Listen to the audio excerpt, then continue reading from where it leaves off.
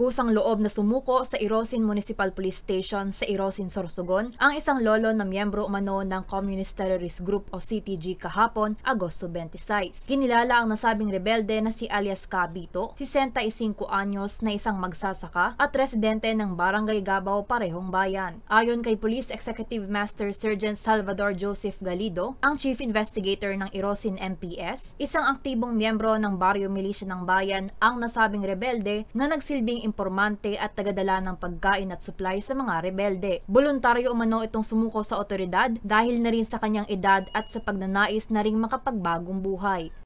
According to sa interview, nung tinanong namin siya, pumasok pa siya noong 2007 pa. Una, 2007. So, parang intermittent lang yung pagsali niya kasi nire-recruit pa lang siya. So, hindi pa siya gaanong ganap na miyembro. Nung dumating yung 2009, pumunta daw siya sa Manila. Tapos, after 1 year bumalik. Tapos, sumama uli. Hanggang sa kalaunan ay naging regular na siya na miyembro.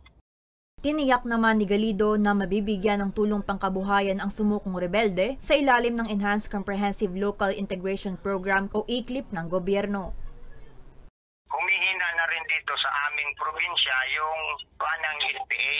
Actually, karamihan na sa mga miyembro ng NPA dito sa probinsya ng Sorsogon ay nagsusurrender na sa pamahalaan kasi maganda yung programa ng pamahalaan. Partikular na yung ipinatupad ng ating pamahalaan noon, yung ECLIP at saka yung programa ng provincial government. So natutulungan sila.